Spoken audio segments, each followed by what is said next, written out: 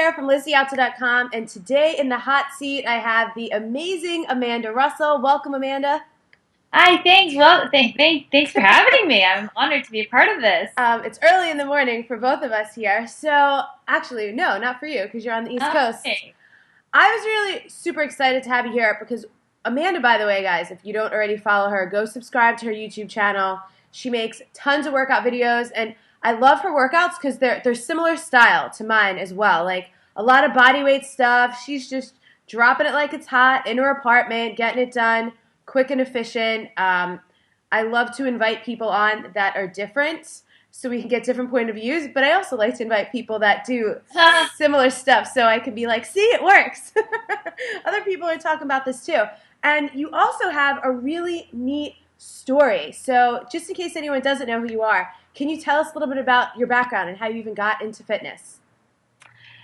Sure. I got into fitness. I'm originally from Canada, and I was a competitive runner, and that's sort of what brought me to the U.S. in the first place. Was I came on a full scholarship.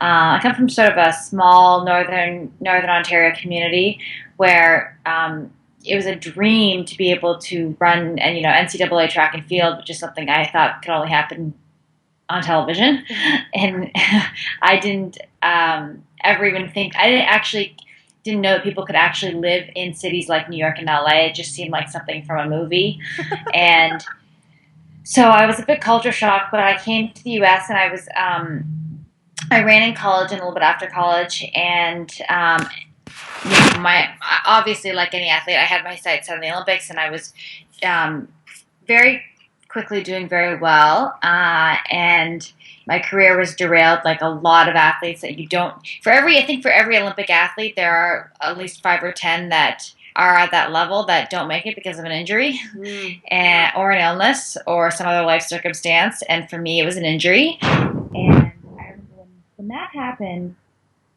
I went through a bit of an identity crisis because my whole life I had been, it was running was my ticket. My body was my ticket. Literally, it was my tool, my career, my U.S. visa. And I remember thinking, like, what am I doing now? And I think for me, Wait, are you holding your computer? yeah. Your thumb key is over the speaker or something. Oh, is it? Is that better? Yeah, yeah, yeah. So, wait, say something. Check, Oh, yeah, testing. yeah, yeah. We're good. Sorry. I'm sorry. You had just said, "What am I going to do now?" Right. So I remember thinking, now that there's anything wrong with Canada, I love Canada. My entire family is there. But I had worked so hard to get out, to kind of make it in the U.S., and not being able to continue on with my running career, my other fear was having to go back to Canada and not having achieved what I wanted to do here. And I felt like if I couldn't go to the pinnacle of the athletic world, which is the Olympics, I wanted to hit what I felt like it was the pinnacle of the corporate world, which was New York City. And I remember, I had no corporate work experience. I had an undergrad at the time in business, but they're a dime a dozen, and with no experience and needing a U.S. visa sponsorship. Everyone said, "Are you crazy? Go back to Toronto or even a big city in Canada, get experience, and then make the move." And I felt like, God, if I just can't go back. If I go back, it'll take me 10 years to get back down here. So I had this whole spiel about how I had all this dedication and I had sneakers in a box and my story about how I had all this determination that I could now put into your company because I had all this time on my hands because I couldn't run. Oh.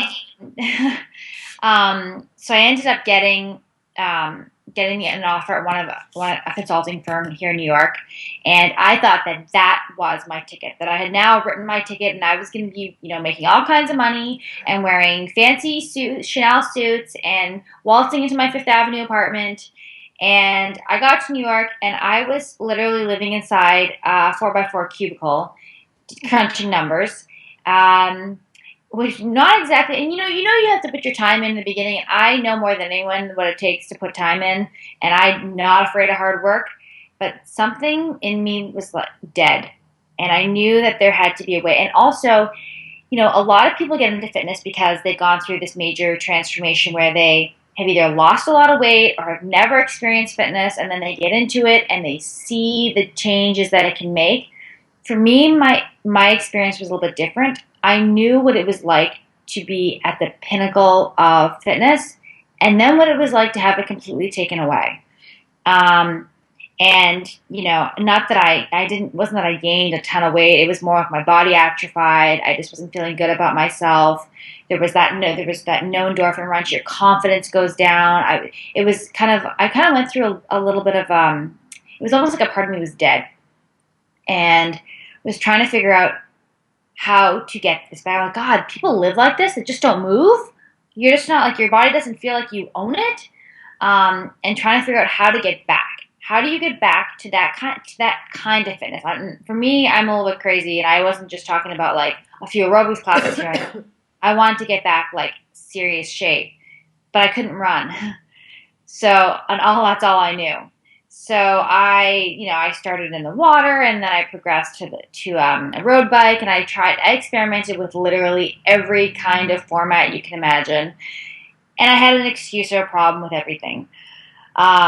Especially gym workout classes, personal trainers. I felt like 50 to 80% of the time was fluff, or it cost too much money, or it was like having to go somewhere or inconvenient, and I didn't have a lot of money at the time. And I get bored very easily, and I want to see results right away, which I think a lot of people want to see the results part. Yeah. And boredom is huge. I mean, I think that people complain about fitness being, it's painful, it's uncomfortable, but I think one of the biggest problems is that it's boring. Yeah, I agree. So I was trying to figure out a way. At the end of the day, I was like, I know training like no one knows training. Well, like a lot of people do, but I mean, like, I'm like, well, that's not true. But I felt like I'm very innately, intimately know how to train for a goal, for the body, and how to fuel yourself. Why am I trying all these different things? I know like 10,000 meter training, which is what I did, is a very specific format. And so I pretty much used the template that I already knew and just substituted in all the other stuff that we did that was not running. That's how mine came to be. I went back to business school. I went back for all the wrong reasons, all the reasons people don't normally go back.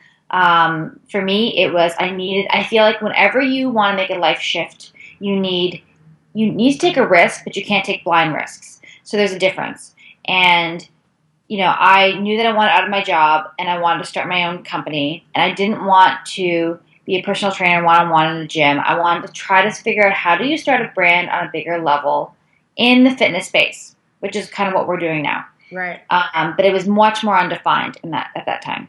And I felt like business school was a way to do that. I saw the way New York City worked. I don't come from a family of connections, and I, as a young woman, an MBA was literally, I felt like letters that could help me. And it was a U.S. visa. And it gave me the autonomy to be able to sort of start to do what I wanted to do. So that was my game of action. And then I as luck would have it, I stumbled on a big modeling campaign. And then I signed with Wilhelmina in the fitness modeling division, which further really helped build the connection base. I started writing a blog. It's a big, long-winded story. Wow. But it's good, though. I love it. If it was too much, I would have found a reason to be like, so, on to the next thing. Keep going. Well, I kept waiting for you to stop me. So no, I would have. Keep going. Sorry, no, I don't usually ever tell this whole long-winded version of how I did this. I love it. Thank you. When I started a blog, I actually didn't even know what a blog was. I was actually on a set, a women's health set, and one of the editors there was like, "You've got a really interesting story. You should start a blog." So I went home and figured out how to do it, which it literally is as easy as setting up an email account. Otherwise, I wouldn't have started it. And it had some great momentum. And kind of then I hunkered down and tried to build my own little website. And it's been spiraling. And then I feel like whatever you do in life, you got to figure out who's doing it best, what are they doing, and how do you get to where you want to be fastest. So, obviously it used to be television. If you're a television, you were a household name, great. But right now, that's like 20,000 steps to get there. Right. And now you have to have a following online or some sort of following before you even get looked at. So I felt like YouTube was that platform. Bought myself a flip cam, and the story began. I love it. I love that if you go to all of our YouTube channels, and a lot of other people in the interview series, they have YouTube channels. You see our videos now that we know what we're doing. We have nicer cameras and mics and stuff. But if you go back to when we started our channels, I used to literally open up my Mac computer, like no mics, in my bedroom, like on the floor. You can see the stains on my carpet. Excuse me. So that's amazing. So true. I So love, funny. love what you were saying about, most people, and it's not just in fitness, it's in anything, with any kind of goal, they want to figure out, how do I do it? Who's doing it best? How do I get there the fastest? And it sounds like you have a great kind of way to hone in on what are some of the steps to take. So when you have people that, come to you that have all these questions about whatever kind of fitness goal, whether it's losing weight or training for an event or a race or something, what are like the top 3 things? How do you kind of dial it in to make it faster and really targeted for people? You've been in fitness wise? Yeah.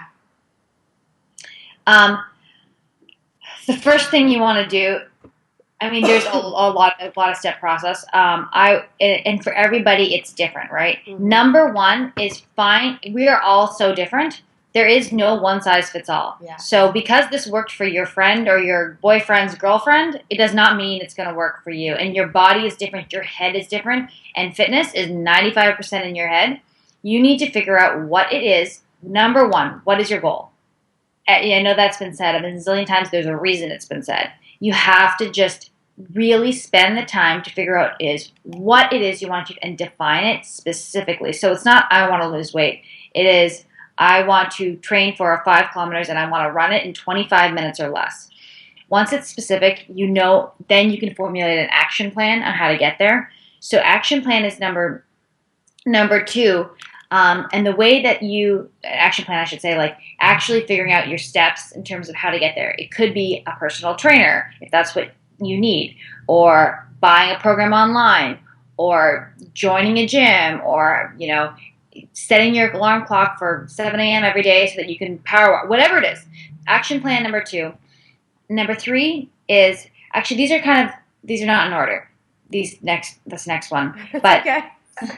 Along with the action plan, I think it's not enough to be like, I'm just going to set these steps, I'm going to set this plan, I'm going to do it. You need to figure out what it is that motivates you.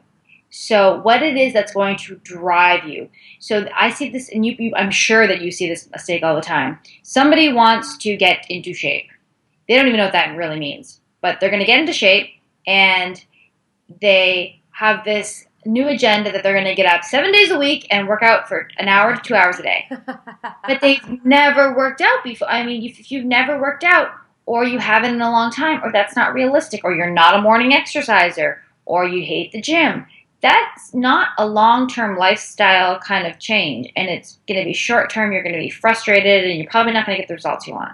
So you got to figure out what it is that's going to drive you, that's going to motivate you. So you know what? A lot of people hate running. If you have tried it a million times and you've done your whole 3 week, takes 3 weeks to form a habit, and you still hate it, find something else. Find something that you're going to be able to get into and work with long term. I love that. I'm one of those people that hates running. Oh, really? Yeah. So I didn't know that. I'm looking at. I'm like frozen. Am I frozen on your screen? Yes. And it looks like I'm just sitting there blinking at 1,000,000 miles an hour. Yeah, I was like, what is going on? I don't know. So if you're watching this interview right now, I am not sitting there blinking 1,000,000 miles an hour. I'm talking. And, we love technology, so we're just going to roll with it, because the more important thing is that you can see what Amanda is saying here. I love that point that you made.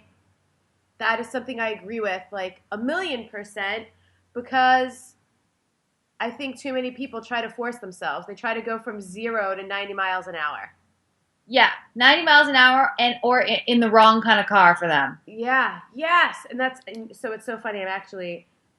I'm writing down a couple of things. because I just loved that so much. We'll get some Okay. tweetables in there for you. So I loved your story so much. I think it's still hilarious. I could see that picture down there. I'm blinking. You know what? Let me hang up and call you back and start it over. Sure, So we yeah, don't yeah. end like that. All right, we fixed the problem. So I love Skype. I love your story so much. I love those points so much.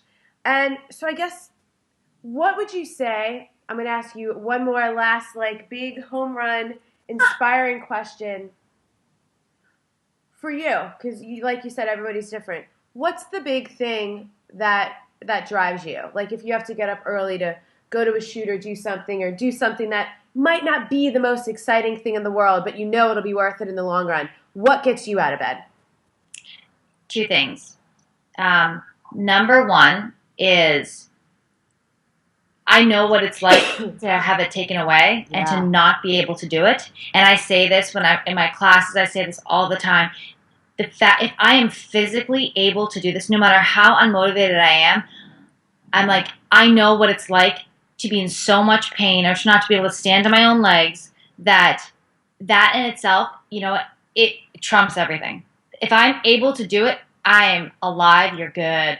And so I think anytime whether I'm in a workout class or you're in a spin class and you're just dying, the fact that you could feel like that is so awesome, because you know how many people can't, and they would do anything to feel that way or to be able to do that. That I don't take it for granted now when I'm able to get up and move, because I still have remnants. I still have a ton of problems and flare-ups since. So my good days, when I'm having a good day, I'm getting up and moving. The other thing is, I think everyone that exercises can identify. Yeah, it's that first few minutes, that getting yourself, half the battle is getting up and getting going. But when you don't, the feeling for the rest of the day, or when you skip it, is so much worse than if you would have just gotten your ass out of bed and done it. That once you know that feeling, you're like, all right, let me get moving. Yeah, that's great. I love that. Well, Amanda, thank you so much. Guys, I'm going to put links below the video so you go to Amanda's YouTube channel. She has a new program, the Master Plan, coming out in June that you guys can check out. There's all kinds of fun stuff going on. So, Amanda, thank you so much for getting up, for sharing your time with me, for sharing your story with me, so we could share it with everybody else. And I'll talk to you soon. All right. Thank you so much. This was super fun. I hope you come out and do my show in Aspen.